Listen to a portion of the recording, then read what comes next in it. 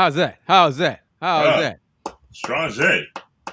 Welcome to Strange. episode 174 of Folks Talking Sports. Shout out to my man D Skills for putting that together. I am KG Chris Gardner. With me is my family.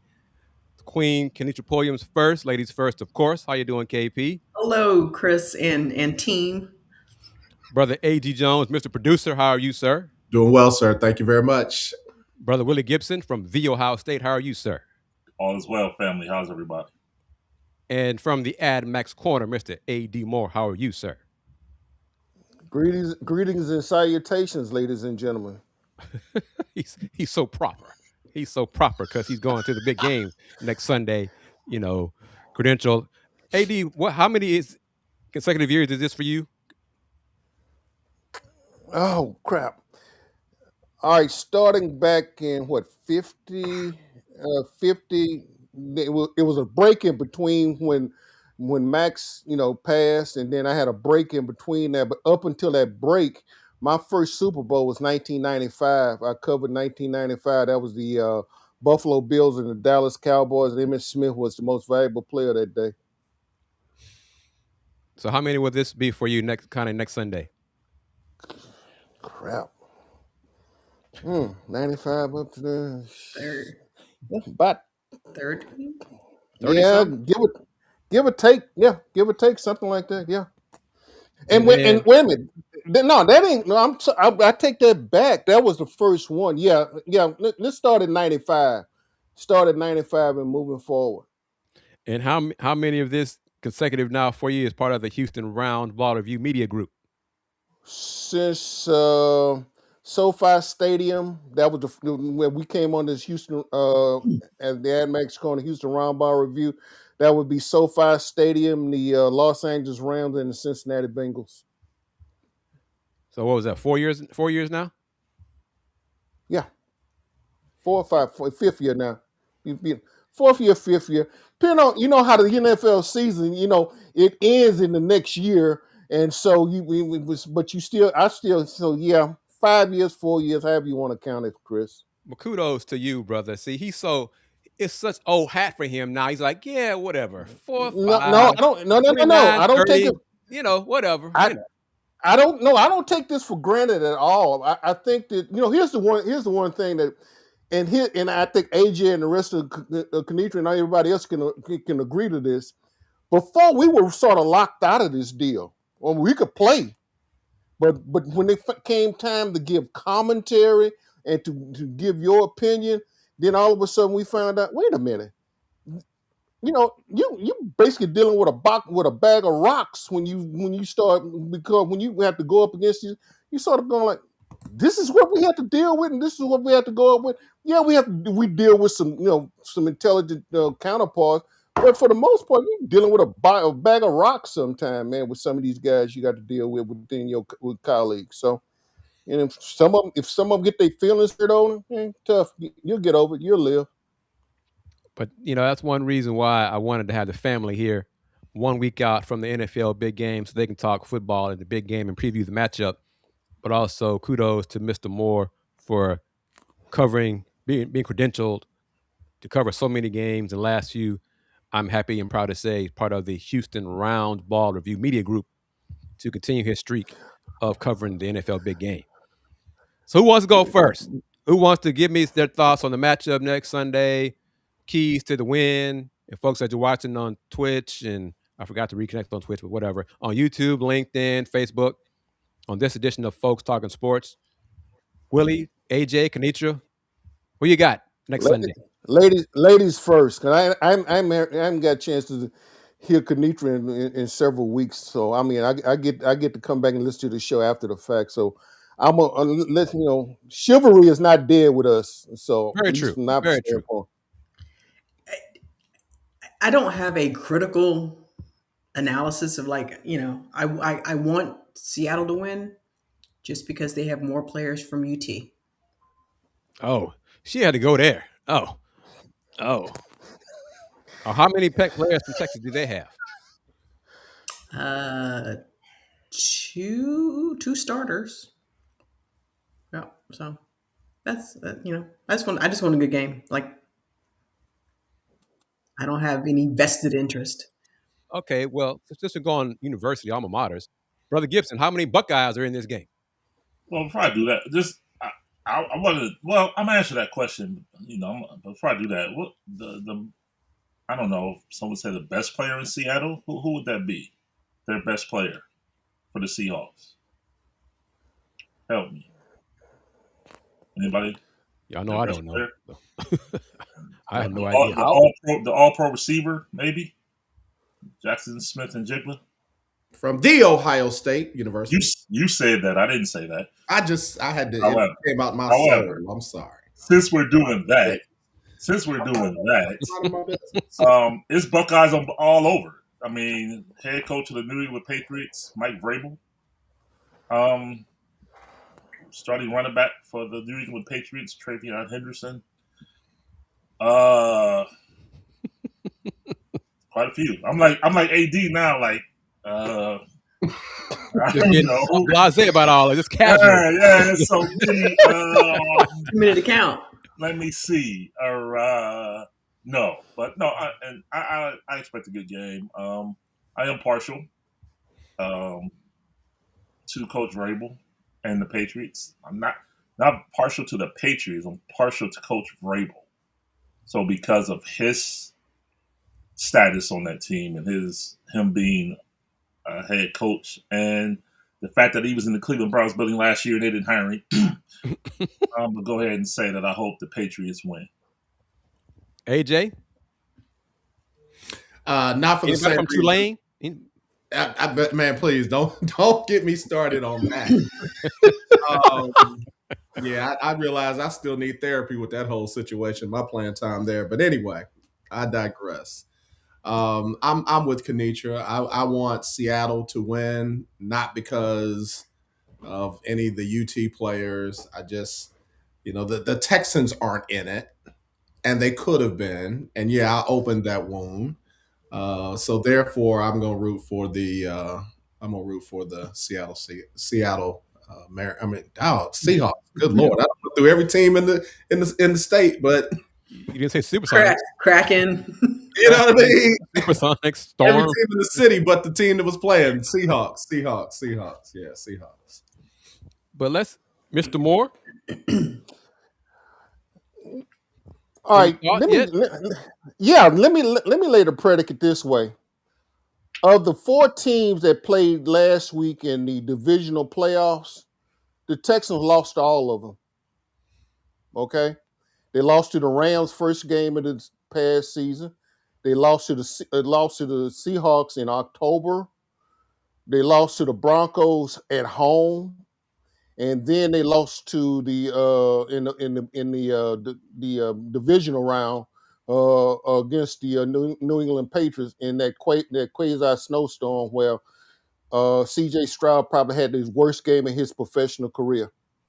So, taking all that in consideration, I'm looking more at the Seattle Seahawks as opposed to the New England Patriots, because I think of all the teams that the Texans played, the Seahawks impressed me more than all the other teams. All right, well, C. Anthony, 37, thank you for chiming in with the comments and now his question. But AJ brought it up, and AD, and everybody on the panel has a connection to CJ Stroud in some way. What happened? Who wants to go first? What happened to him? Does he have David Carr feet now from too many sacks? What's the issue? Yeah, let's not put CJ Stroud and David Carr in the same sentence concerning that, because it's not a case of that. They still have issues on the offensive line, but this Sunday evening they got hella issues with their offensive coordinator and his play calling decisions at the opportune time for more to go wrong with what he's called than what could go right with what he's called. And unfortunately, his face is not in a face mask. His face is not on TV screens. His face is not covered by a jersey. So guess who catches all the flack? I wish the Texans would go ahead and get rid of CJ. I wish they would. Let's go ahead and go back to the Davis Mills era. He's played so well since he's been back. Let's go ahead and man up. Let's cut him and go straight Davis Mills. Put all your trust, push all your chips in the middle of the table with Davis Mills. And I'm talking to the fans, and I'm talking to some of the local media. Do that. And then that tells me y'all ready for Davis Mills, and CJ was that bad. But yeah, CJ has an offensive coordinator and an offensive line problem. It has nothing to do with what happened with David Carr. AJ, here's the problem. Here's the problem with your theory. You go ahead and gotten rid of Davis Mills. You're not even in the playoffs this year. Okay, No, hey, Davis. listen, I'm with you. No. I'm just telling you. If they would have followed your logic and your edict, we're not even talking about the Texans even going to Pittsburgh. I wouldn't even have been in Pittsburgh to watch the Texans beat on the wild card weekend, because Davis Mills. And if somebody want to challenge me on this, please go ahead. Davis Mills should be the MVP of this Texans teams this year, because he saved the Texans season. As far as the offensive line is concerned, yeah, it was sporadic, but the offensive line basically settled down to a great degree. What they need to do, they need to find, they need to basically they need to sell in, and I think they have sold in. Now the problem is which five, because at the start of this year, the Texans really only had one returning offensive lineman.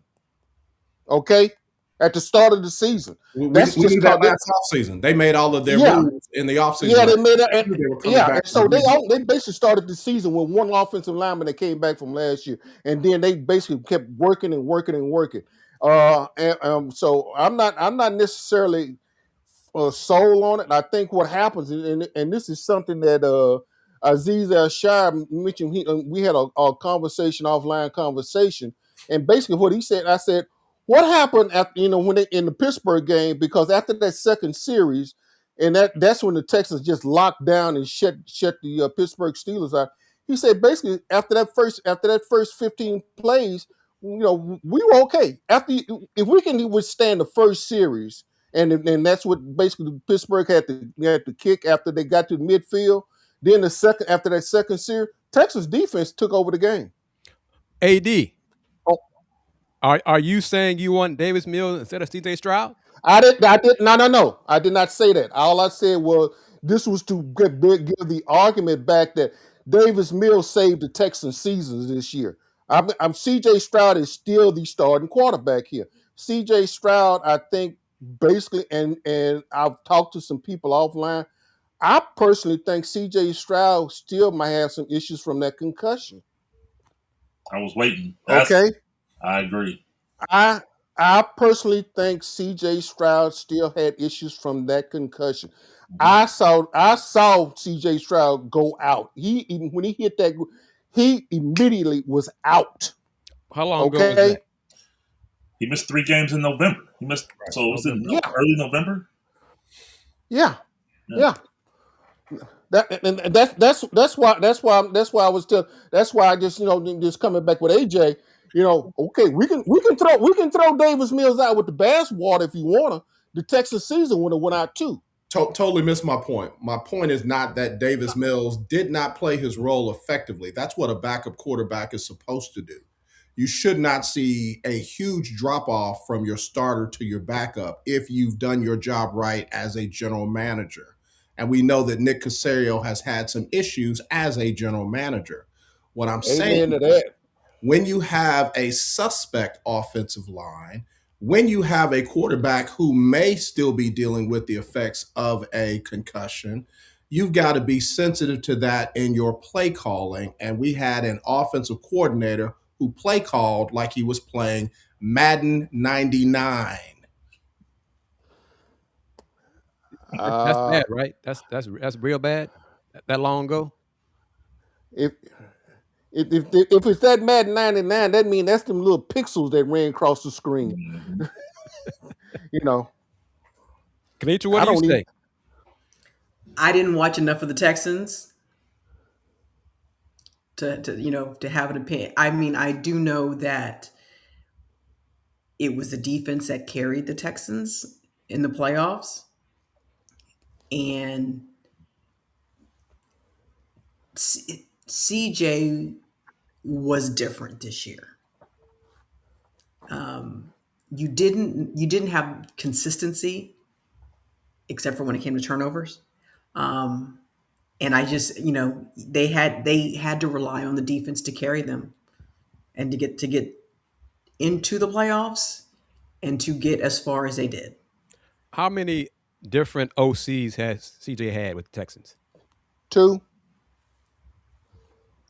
And In fact, Bobby, Bobby still, since they got rid of whatchamacallit down there, not Josh, down there in Miami, I'm not sure where Bobby's going to wind up at now. I need I need a moving chart. Because the way coaches are moving around now in the NFL, man, I just looked up now, and Raheem Morris is now the San Francisco 49ers new defensive coordinator. And I'm looking at that going like, oh, wow. Things are changing so fast. I call Will, and Will can chime in. I call Will about the Cleveland Browns situation. I said, hey man, what's going on? I just wanted to know what was happening with him, up there, and just the same thing up at Buffalo when they got down with the guy up there in Buffalo. What the NFL has done. One thing we do know, let me just say, I'm going to put this on the table right now. One thing we do know, have nobody that look like anyone else on the screen that got a job. As head coach. Not as a head coach. Or an offensive coordinator. Well, yeah, that's true. None of us. Eric Bieniemy. Yeah, the enemy's back in KC. He's back as OC for the Chiefs. My mistake. With the Chiefs. All right. Yeah, all right. Thanks, Kenitra, because like I said, it's been so many changes. You're right, because they got down with good the for other him, guy. because I was afraid that once he was with the Washington, I thought he was done. But I'm going to say what the fans always say about Eric anyway. Andy calls the plays. So Bobby Slowick is the OC in Miami now. Yeah. So he is? So why is it that certain people get first-time jobs as offensive coordinator with a quarterback like CJ Stroud? Why is that? That wouldn't happen with me. I wouldn't get a job as an offensive coordinator with a quarterback like CJ Stroud for the first time in my career. Why does that happen? Why are we overlooking that with a quarterback who clearly has regressed? Is it all his fault? No, absolutely not. Does Coach Ryans hire his own staff? That's a serious question. I don't know. And I'm letting AD answer first because I know the answer. He's consulted. Oh, okay. So that answers your question. Yeah. Yeah. So he does it. No, but like he's consulted. I mean, I think and I made a funny one. I mean, I think it was Nick, and I think I asked D'Amico once about where does the final decision come, and D'Amico casually laughed. Well, we gonna arm wrestle. So I immediately came back and I put that out on a funny clip on a short. I said, D'Amico said that y'all would arm wrestle, and he looked at me and just started laughing. He said, D'Amico whooped my ass. Period. End of story. And it was just like that. But realistically, this draft class here has to some degree made amends for some of those prior years that Nick Caserio has picked. This draft class, I think, has done a lot more to sort of knock the barnacles off his behind as to what he's done in the past. Do I like this particular OC? After this whole season, I'm still sitting here going like, I don't know. I because there are certain things, I'm sitting there watching the flow of a game, and then I watch certain play calls where all of a sudden you would throw the ball 3 times in a row, and then you look at the pass routes, look at the trees on those particular pass plays, and I'm going like, what the H are y'all doing? because there's no continuity, there's no consistency. Because and the thing about it, we will some games you will see a series where you run in motion and doing things to do eye candy for the defense. Then all of a sudden that you may not see that for another 2 weeks. Again, rhyme and reason. I think KP started to hit on it. You're right, because in the Pittsburgh game, the defense accounted for 14 points. Well, accounted for 2 touchdowns. So AJ, about the OC, we're all coming back to the OC. So who's more at fault on the offense? What will help the offense next year get better? What's the first thing that will help the Texans offense get better?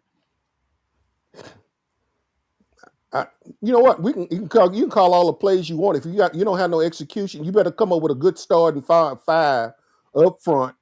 We better come up with some consistent running backs, because we did have it. I think everybody was waiting on Joe Mixon to come back at sometime this year. It didn't happen. And I think Woody, your kid, and Nick Chubb. I think Nick Chubb. They thought they were going to get out of Nick Chubb what they got out of Joe Mixon, and it didn't happen. It didn't happen consistently. Right. Okay. And so now, how big are the holes for the Texans to fix on offense?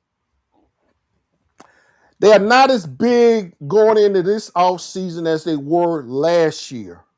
I think they found some pieces. The point is, of those offense that final starting offensive line, a couple of them only can sign 1-year contracts. Will they re-sign them? I don't know. Okay, so I really don't know.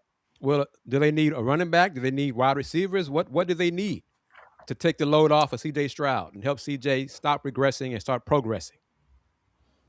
Well, AJ? Tank is coming back. And would that be a help? Why will that help? Yeah, he's a baller. He's a baller. He'll be like a first-round draft pick when he comes back this season. He's a starting wide receiver. He stretches the field. He's a possession wide receiver, even though he's small. He draws defensive strategy. They strategize for Tank Dell. They strategize for Nico Collins. They don't strategize for everybody. Those two they strategize for. But he missed a full season. How's his health? Yeah, how do we know that he's going to be Tank Dell of old coming back? How long? You don't know that. You do not know that until they actually get back out on the field, guys. I saw Tank all during the season, because he was in there every day working, and he was in there working hard. He was working his butt off, and he really tried to get back. But I think the Texans made a wise decision. Just might as well just go ahead and write this season off. Let him get the rest of this off season, because remember, you also got Brevin Jordan. We forget about Brevin Jordan. He went down at the beginning of the season. They had a whole package of just for what they can utilize Brevin Jordan with from a tight end perspective. That whole deal. I mean, I was sort of being in the bubble at the start of the season, and all of a sudden, Brevin Jordan went down. And to me, I never want to experience a situation like that again, because when that young man went down, and the turmoil and the agony that he espoused when he went down, I personally, as a human being and with a conscience, that never want to experience a situation like that. To see a kid howl in anger and disgust because he knew his season was done, and he had just worked himself back to get back in shape, and like that, it's done, and he was over with again. But AD, to that point, no shade on the kid, because I felt that as well. That's why you have to have an offensive coordinator who can adjust to the players that are healthy enough to be on the field. You can't just run your package with whoever's out there and think it's going to work, and then when it doesn't, you still keep running your package. You've got to be able to adjust to the healthy bodies available on the field. And again, as a first-time play caller, there are times in the game where you don't have enough reps to know how to adjust.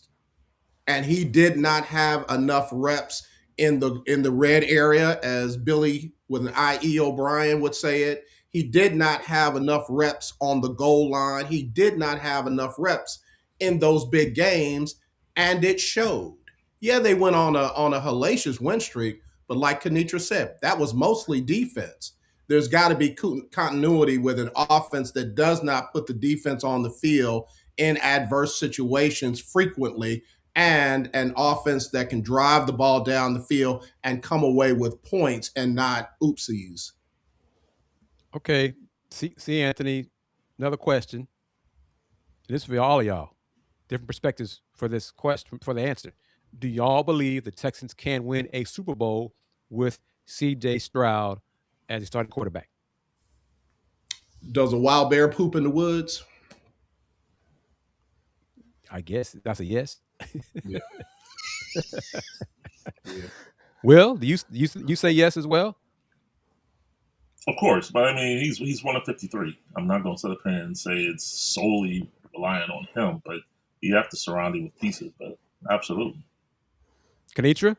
Yeah, I mean, you have to have the right combination. You have to have an OC. You got to play complementary football. You have to have an OC. You have to have an O line to protect him, to allow him to go through his progressions so that he doesn't get happy feet. You have to give him skill position players as weapons so that he doesn't feel like he has to run and get every first down himself. Yeah. AD, what do you say? Oh, without a doubt. Without a doubt.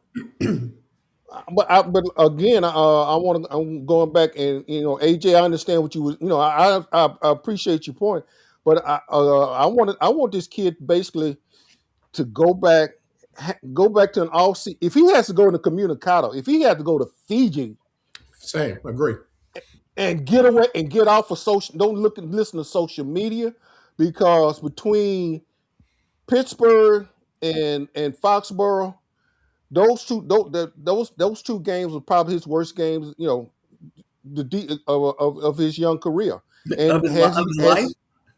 No, not his life, of his professional career. No, not his life. No. He and I think he understands that, and I think if he heeds D'Amico's advice, told him you're gonna have to hear it and not hear it, and that's what, and he's going to grow up. He's gonna have to grow a tough skin. I mean, a tough skin. And and Willy, can he rebound from this? I think he can. I think he had, because his first year, and here's the thing about it.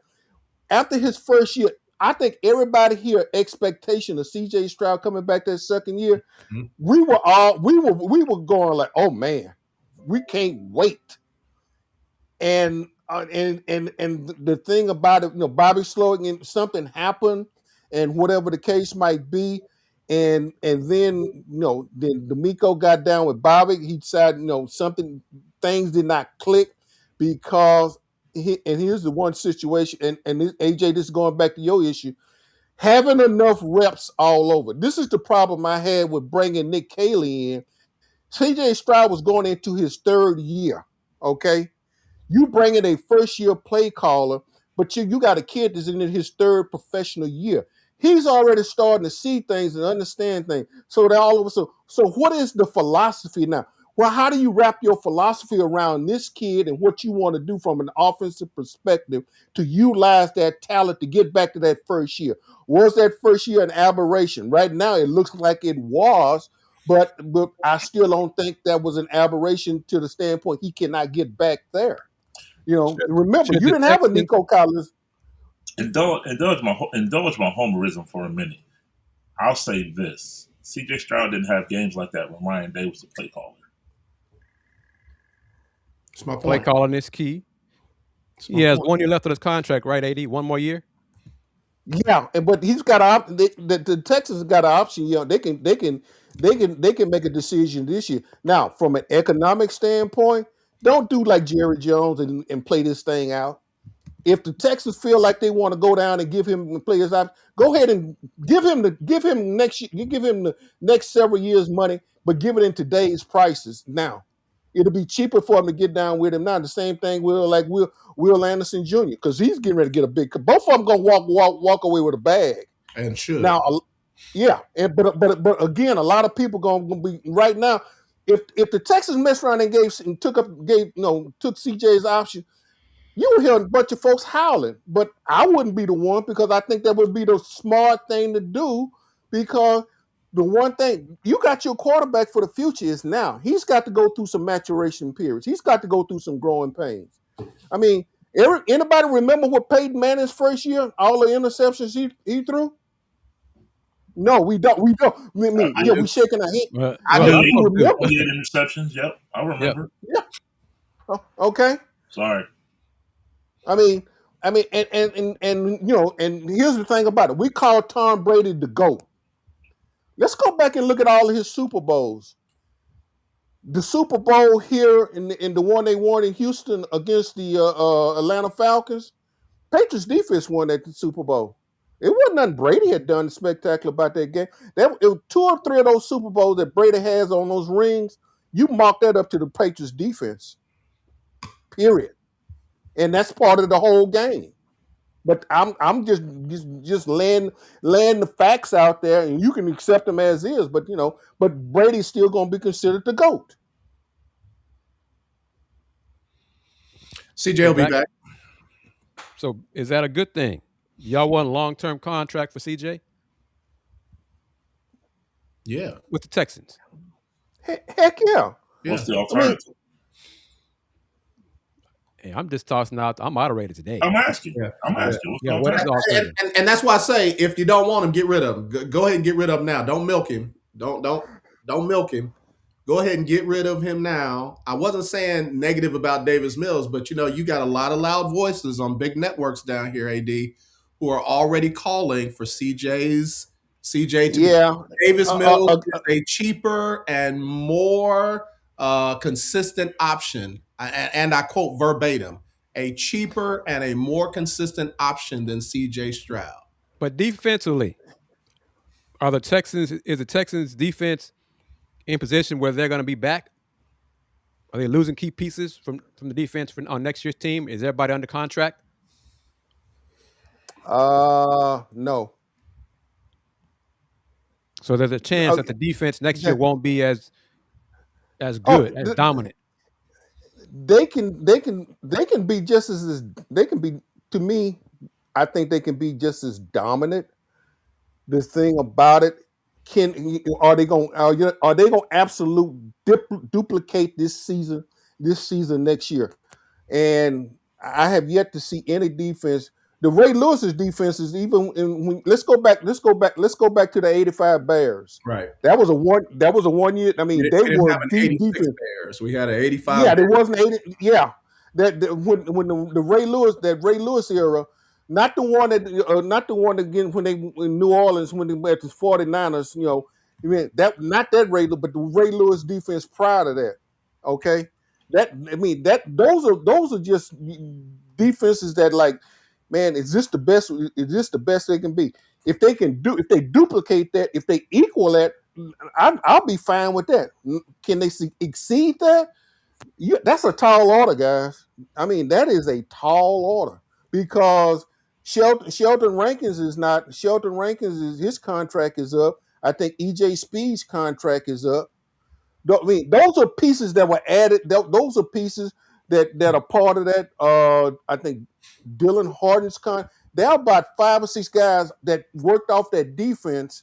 And because remember, we're not talking about 11 guys on defense. We're roughly talking to maybe about 15, 16, 17 guys because of the rotation. Because the Texans rotated at least 4 to 5 to 6 tackles in the D tackle position. They rotated 4 ends during the course of a game. So you basically talking about a lot of those guys that were rotating in and out. Yeah, some of those contracts are up. And so there's a decision going to have to be made now, looking at your salary cap and everything else, and looking at the type of bag that Will Anderson's going to walk away with. And here's the deal, guys. Danielle Hunter, to me, should have been first-team All-Pro. I know Will got the nod. Danielle Hunter should have been first-team All-Pro. Danielle Hunter should have been first-team All-Pro last year. All right. Question for the audience. Not the panel, the audience. Do any of you believe that the Texans defense will be as good as it was this year Will it have to be as good as it was this year if the offense stays stagnant and does not improve? I am curious your thoughts on that on episode 174 of Folks Talking Sports. I am Chris Gardner, and with me is Kenitra Pulliams, AJ Jones, Willie Gibson, and AD Moore. Mr. Moore will be at the big game, covering the big game for, as he says it, blah, blah, blah, 30 years in a row, something like that. Just, since 95 or so. It's old hat for him now, but the last few years, he's been credentialed under the Houston Round Ball Review Media Group. So I'm curious to see what everybody says. The viewers think about the Texans defense and Texans offense. Is there anybody who's watching? Do you prefer, as a fan, the Texans move on from Mr. Stroud and go in a different direction at quarterback? Does anybody believe the mantra of you don't need to have your quarterback be the most expensive player on the team if you're good/great everywhere else? There's a train of thought in some circles now going around the NFL. Before we get to any more of that, let me know, Anthony, let me know your thoughts. I got to get y'all's thoughts on more pro basketball players going back to college because their asses can't make it in the pros. I mean, that's what this is. Some of these dudes, G League, overseas, not cutting over overseas or in the G League. Well, I still got time on my clock to go back to college. I'm going to sue the NCAA go back to college. AJ, your thoughts? I don't like it. But I'll say this. You're talking about the one group that was the last to the table when it came to eating from the pie. And I'm talking about the money pie. So these guys now see opportunities for them to get more of the money that they did not get, some of them when they were in school. Because you had a couple of folks that's trying to come back that we didn't have NIL and some of the things that we have now. So I don't like it. I'm not mad about it. It's not let them folks try to eat. I hope they don't open up a Pandora's box where it just really, truly causes issues. But I understand why, in my opinion, it is happening. Kenitra? I don't like it. I mean, like Bediako, what do you have? 6 points today and fouled out? Like there's a rule in place that you must declare for the NBA draft and you must withdraw your name if you intend to come back to school. Like if they allow this free for all, what's to stop every player for declaring if he gets drafted, if he doesn't like his draft stock, if he goes in the second round and it's not a guaranteed contract, or if it's a 10-day, all right, I'm going back to school. So then you put the onus on the coaches. How do you recruit when you don't know who's coming back? Because at least by the withdrawal date, at least you can formulate, okay, here's who you can sign, this, that, and the other. My other thing is, once the NIL pot has been distributed, these guys who enroll in mid-January, where does that money come from to pay them? Friends of the program, right, Will? Where's the regulation? Well, what do you side on this? I'll be nice. Why? It's whack. It's terrible. It's absolutely terrible. I don't like it one single solitary bit. I'm okay. I know the rule. You have to withdraw 30 days before the draft. I get it. I understand that. I'm even okay with guys that declare they don't get drafted, allowing those guys to come back. But you got guys. First, it was, he just was in the G League. He was just on the two-way. Amari Bailey played 10 games for the Hornets last year. Stop it. Played in NBA. NBA. His justification was, well, my contract was $565,000, and guys that are starting in college basketball make more than that now. It's beside the point. You signed the professional contract. What are we talking about? Cut it out. I don't like it. I don't like it. AD? I'm gonna give it to you from a parent's perspective. When your kids go off to college and then they come home for the summer, especially after that first semester, and they don't come in and go like they want to. And like I told mine, rules still apply at this house. If you're not in at a certain time, and when I put that alarm on that door, and if I hear that alarm go off, you better be yelling, "Dad, I'm coming in, don't shoot me." Or, it's going to be a medical examiner taking your behind out, laying on a slab. So, I know that sounds cruel and vicious, but at a certain point, you have to accept responsibility. When you think you're grown enough, a man enough to make a decision, then I think you need to honor your decision. Choices and consequences. Yes. Yeah. The thing that gets me, Tubby Smith, and I remember Tubby Smith said this a long time. I remember something what Tubby Smith said. You need to go through understand what adversities are like. And then all of a sudden somebody, it's like you treating this like it's AAU basketball or travel league. That's basically what it's boiling down to. Oh man, come on, go over here. We look at the bag, look at the shoes and all of the jersey and everything we get. Okay, all of a sudden then somebody tell you, hey man, come on this travel league over here. Okay, you get to bouncing around there, but then what have you really learned? What have you learned about yourself? What have you developed? I mean, there are certain things, there are principles I think that you have to understand.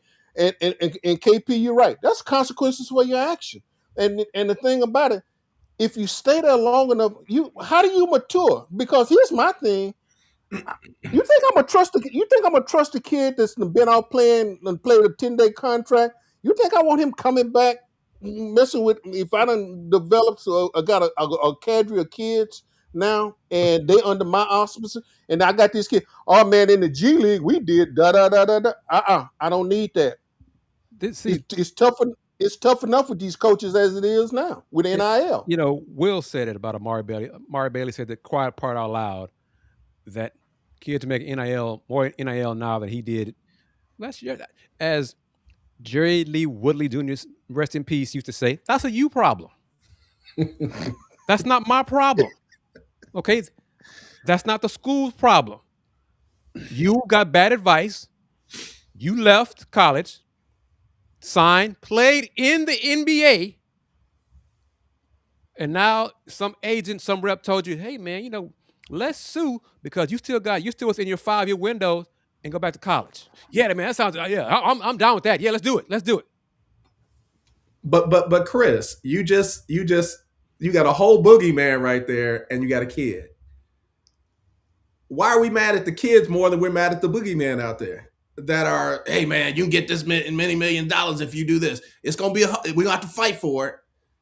Again, it's not right. It sucks. It doesn't make sense, but they're trying it. Why are they trying it? Because there's money involved. Oh, money is the root of all of this. No question. So we mad because they're trying it? Are we mad? Are we not mad at the agents that are encouraging them to try it? Who we mad at? No, it all comes back to the ultimate boogeyman is the NCAA and their refusal for years to not collectively bargain and have these student assets classified as employees. I just want to know who I'm supposed to be mad at. They could clean up a lot of this stuff if they negotiate. I just want to know who I'm supposed to be mad at. Who we mad at? But these young men, Amari Bailey's how old, Will? How old is he? 22, 23. 22. He's old enough to know better. Okay? If he was 18, I give him some slack. Some. But his ass played in the NBA. Chris. 10 games. Chris. And he realized, man, I can make more money in college. Chris. Go overseas. Why don't go overseas, Will? Chris. I agree. He could probably make more money overseas. He just knocking on doors, Chris. He just trying to see which door is going to open for him. If the door opens, is that his fault? He just knocked. No. Yeah, it's not his fault. But just because you can does not mean you should. Well, I mean, didn't John Calipari, a couple of weeks ago, basically come? address this issue? Because the European players have a totally different perspective and deal coming over here playing as opposed, coach. I guess he could say, well, treat me like a European player. I mean, I'm giving a novel legal idea. Treat them like a European player. Well, the NCAA messed up right there when they opened the door allowing these European pros to come over here and play in college. Okay, Again, so why this kid can't come back? this goes So back why to the this kid can't NCAA. come back? This goes back to the NCAA doing this. Okay, again, I know. And here's the other thing. AJ mentioned the boogeyman. Okay, we talk the agents. Some of these kids, basically, the agents are. What's at home telling these kids to go? Oh, some of their parents, some of their guardians, all those things as well. All those things as well. Let's Sure, open it all up. Yeah. Let's open it all up. It's all, everybody has some blame in this. The NCAA started this mess because they kept losing in court because of the farce they continue to perpetuate about student athletes and that nonsense. They continue to perpetuate that. They kept losing in court. So let's open up the granted aid. Let's open up the money here so they can get paid. Let's open up in this. Let's allow European players to come over here and play in college. The value of a two-way contract is less than what they can get NIL, so now they can come back and play in college. Well, they didn't play in the G League. Well, so now they come back in college. They kept kicking the can down the road, continue to do it. So now they got other players doing, well, I played 10 games in the NBA, but my salary was not equivalent to what I get in NIL. So I'm going to sue you. And this is the NCAA's fault. But once again, there are consequences for your actions. Just because you can sue, you need to own up. You made a mistake. You could have stayed in college. Because, Will, how long ago was Amari in college? Not long. 3 years ago, 2, 3. We all saw NIL coming down the pipeline. Yeah. All of us saw it. He could have stayed in college and waited his turn. Nope. I got to get mine now. He was not talented enough in college. Let's be real. Pro. Yep, he was a year ahead of Bronny. So, 3 years ago. Yep. But let's be real. Before NIL, these players were still getting paid. Yes. Anitra. Yes. So, Amari, if your people were not smart enough to get that bag under the table at UT, that's a you problem there too, Amari. If your folks did not know who to get that bag to you back then, that is a you problem. Come on. Amari Bailey's dad played in the NFL, so he knew how the game worked. Which is exactly why he's doing what he's doing. Which is probably exactly why, if it was my child, I would say, all right, just know that if we go down this road, it's probably going to be bigger consequences and issue. They might not take you back in the NBA. They might not take you back in school. But if you want to go down this road, I can't stop you. I'm not going to stop you. Because again, you're talking about from no money to millions. I'm talking about legal money now. From zero to millions. We're talking about 500,000 NBA money to millions. Carson Beck played 7 years in the NCAA. When they asked him, well, how was class? He said, I ain't been to class in 2 years. I graduated.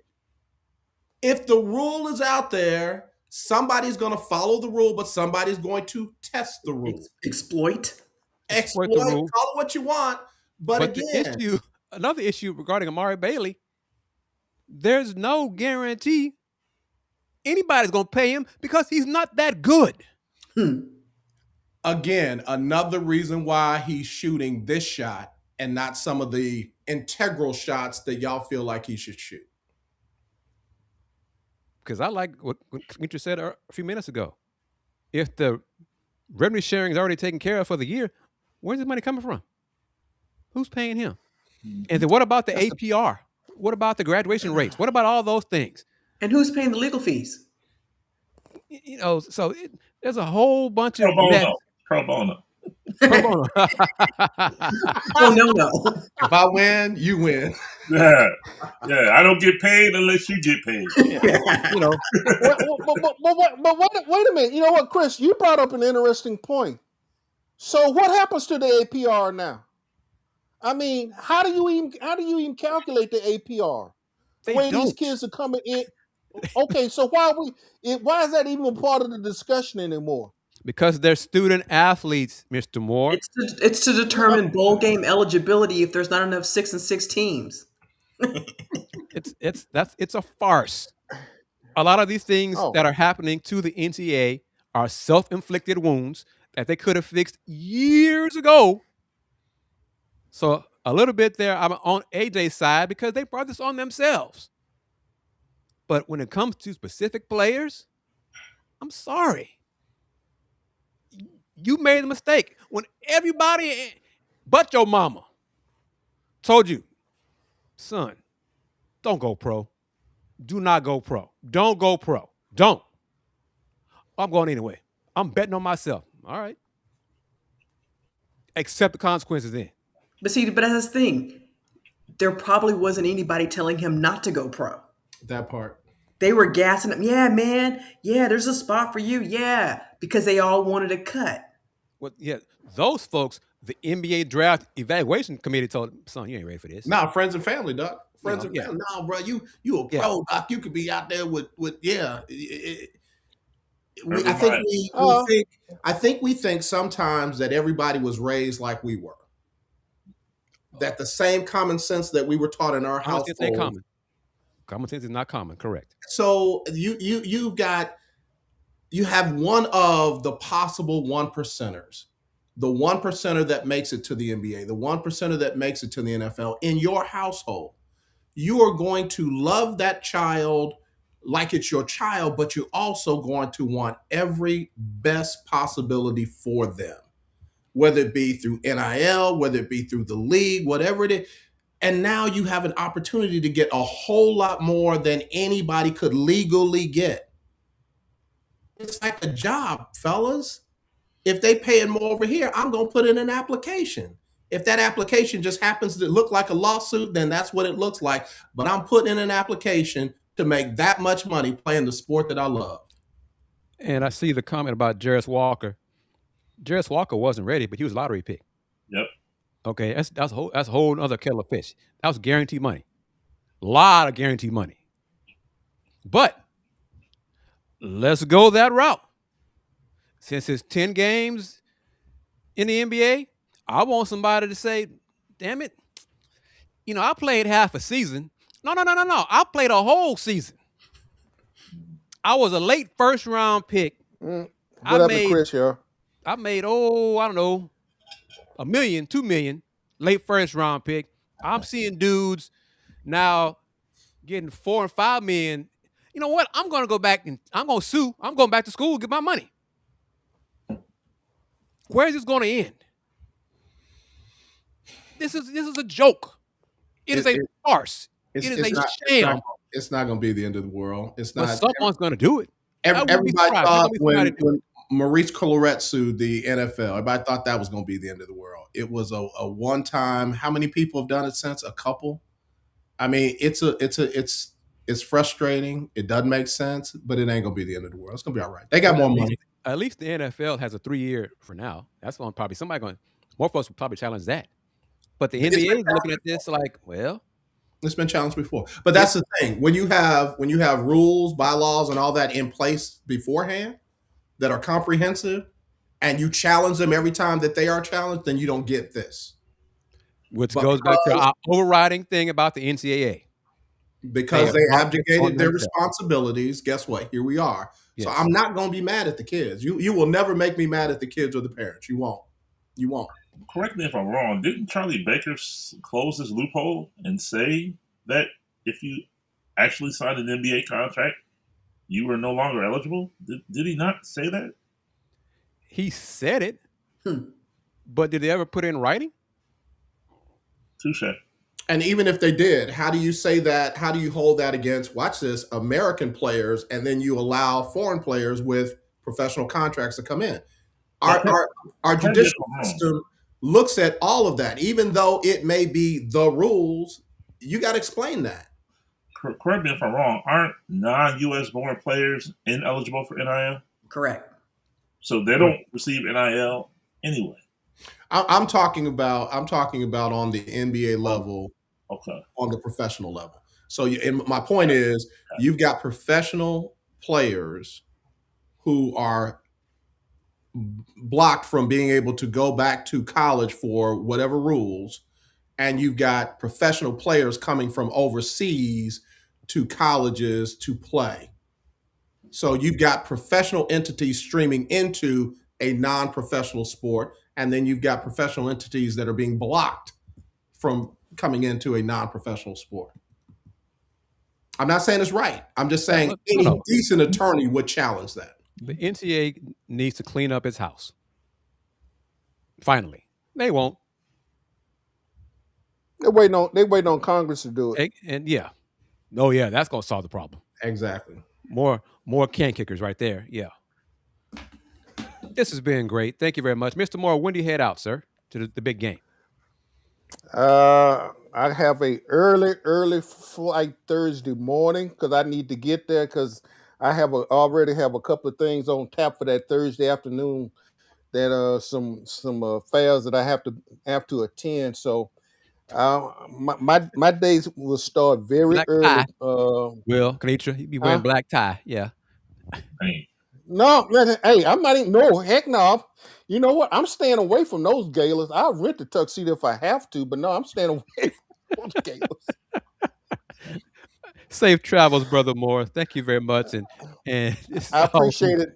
Great. Zaire Wade, same thing. Yeah. He's trying it too. Yeah. But it's a sham. It's a farce. It's hilarious. But the NCAA brought this on themselves. You know who else is, and I don't know how serious he is, but he's musing about eligibility. Oscar Sheboy. You're kidding. Wow. Oh, Oscar. Oscar's what? Foreign player. 2 years at West Virginia, 2 years at Kentucky, but the first year was during the pandemic, so it didn't count. So, but where is he now? Is he playing ball at all? Two-way deal. Oh yeah, well he'll be back in college. Yeah, that's inevitable based on the precedent that's being set. All right, AJ. Yes, sir. I'm going to give you the full screen. You got it.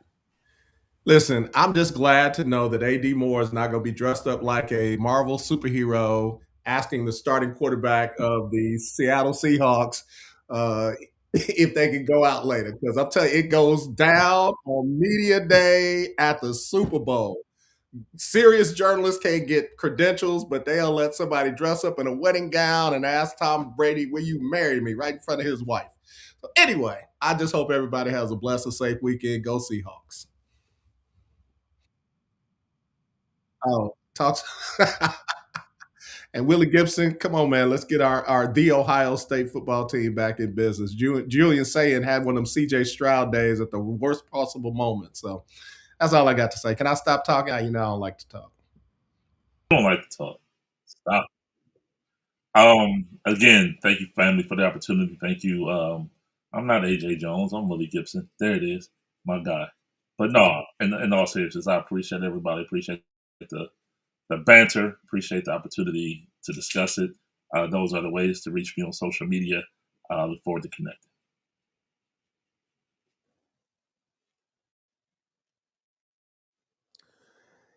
Well, ladies and gentlemen, I appreciate the opportunity that y'all allow me to balance. Obviously, y'all come with such much more astute opinions and everything. Thank y'all for letting me just sort of trug along with y'all. It was y'all honor me, and KP. It was so good to see you again, my good friend AJ and Willie and KG. I appreciate all y'all for just bearing with me and holding me up, because sometimes I fall, we fall down, but y'all help me get up. So I appreciate that. You can catch me on Instagram threads, Max Corner, X, Twitter. I still ain't got my check from that guy that bought Twitter, so I'm gonna call it Twitter, AD_more 64. And so start. By the way, start looking for me because I'm gonna promote this now. I part of the the Texans Walter Payton Man of the Year. I got a quick interview I'm gonna put up with Zelle Stroud. Probably put it out there probably Wednesday, if not Thursday morning before I get on the plane. About his nomination and what why and what for. So be looking for that, and then just be looking for a lot of other things that'll be coming from me while I'm out there in La La Land in San Francisco, and probably see me. What is AD doing on the crookedest road in the street down there? Whatever. Kanitra? No change, but hey, thanks to Mr. Big Texco with the breaking news about UH women getting their first conference win. Oh, I was there. And I'm going to post the comments from game winner Kendall Hunter. Hit the game winner 3 with 0.1 seconds left when it left her hand, and get a reaction on it. It was Alumni Day, 50 years of UH women's basketball. So members of the 1975 team were in attendance. Some of the players from the winning last team to make the tournament, 2011 team, were there as well. Courtney Taylor Davis. I met her husband and her 3 kids. She was one of the best players in that team, last tournament team. Brittany Mason was there. She's a assistant coach at Sam Houston. Portia Landry was there. All these young ladies, I saw them play at UH. And I'm getting older. They're not, clearly. So it was great to see them and great to see the team get a win. The first Big 12 win of the Matthew Mitchell era, defeating Cincinnati, final score of 72-70. Coach Katrina Merriweather was not happy with the officiating down the stretch, though. She had a bone to pick with the officiating. She said she called a timeout that they did not give her. And she was bold enough to make that comment with the vice president of Big 12 women's basketball sitting there in the room. So I'm like, go ahead, Coach Merriweather. She was nice, professional as she could be. But salute to the ladies for getting that done. Salute to all the alums who were there for the 50 years of U.S. women's basketball. All good luck charms, apparently. So come to the game on Saturday. At 5 o'clock, they're playing again inside Fertitta Center. But thank you. This is a lot of fun. Conversation lasted longer than I thought, but that's what great people do. Great conversation. So salute to Kanitra, AJ, Will, Mr. A.D. Moore, the credentialed one. Follow Folks Talking Sports on Instagram and Threads at Folks Talking Sports. We're going to do our next Let's Rage Cougs this Wednesday after the Houston Cougars game against UCF. And then this Saturday, the men's team will be in Utah to go against Richie Saunders and the BYU Cougars. Richie See what I did there? See what I did there? Yeah. Richie Saunders, huh? Wow. Yeah. See what I did there? Wow. Hey, what I saw yesterday. Wow. He was the best BYU player. He was the best. He was the best one. He's going to be an NBA player. Folks forget about him because of AJ DeBonsa. AJ going to be a top 2 pick, whatever. But Richie Saunders can hoop too. And he showed it yesterday and it showed throughout this year. So salute to him as well. But thank you to the family. Thank you to Tony, Mr. Big Texco, and C. Anthony, and Justin for your comments and watching on YouTube and Twitch and LinkedIn and Facebook. And as always, thank you to the man who tossed me in the water and said swim on this platform, AJ Jones. Hope y'all enjoyed the new intro for Folks Talking Sports. Shout out to my man D Skills for putting that together. Known him since 7th grade. Good people are important keeping your life. And I got 4 of them right here. And I'm happy to say that. And we'll do it again, probably not next Sunday because it's the big game. But just keep tuned to the Houston Round Ball Review on YouTube. And thank you, everybody, for taking time out of your routine to join us on the show. You can watch the show again on demand, Listen to it on Spotify or iTunes and iHeart and Apple, whatever else, all the audio platforms as well. And y'all know this. I'm proud to say it. Since 1994, the Houston Round Ball Review.